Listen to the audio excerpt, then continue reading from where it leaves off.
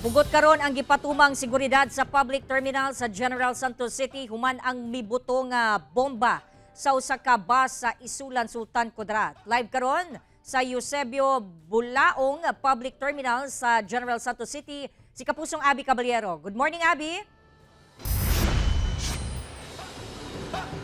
John D, naka-alerto karon ang safety and security forces dinhi sa Eusebio Bulaong Public Terminal sa General Santos City human ang nahitabong pagbusikad sa usa ka bus kagahapon sa public terminal sa Isulan Sultan Kudarat.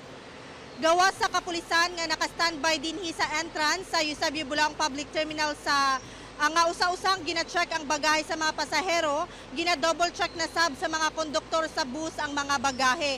Duna sab mga personahe ang terminal nga nagabantay sa palibot.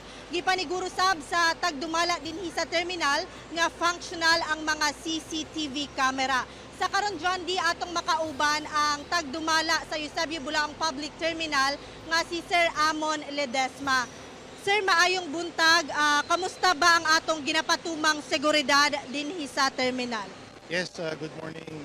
Well, of course, yung sa nangyari doon sa Isulan, medyo alerto na naman tayo dito, no? Although whole year round naman yan.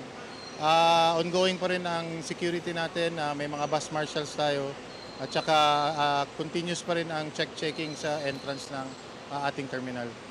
Sir, doon na ba tayo plano nga magbutang og X-ray baggage scanner aron mas makasiguro? Yes, meron po tayong plano maglagay o mag-purchase ng X-ray scanner. But as of the moment, wala pa po kasi napakalaking budget po at ang kailangan natin dyan. But in the future, nasa plano po natin yan. So sir, ato na bang nakig-istorya ang mga bus companies, lagi ang mga tagdumala sa mga bus companies kung doon na ba sila threat nga nadawat?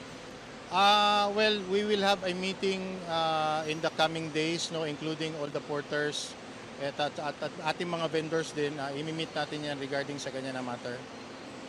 Okay. Sir, pipila sa atong mga pasahero no, murag gibati po og kakulba tungod lagi sa hitabo. Unsa bay atong ikapasalig sa atong mga commuters nga nagasakay dinhi sa terminal?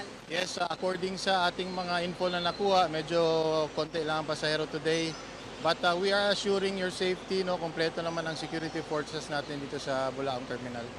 Ayan. So daghang salamat Sir Amon sa imong mga impormasyon no. So kadto John dino subling pahimangno sab sa otoridad ngadto sa publiko hilabi pa sa mga commuter ugaling dunay mamatikdang kadudahang butang o tao sa palibot daling i-report sa police on duty o di ba kaha i-report o itawag sa Jansan PNP hotline 0998-598-7207.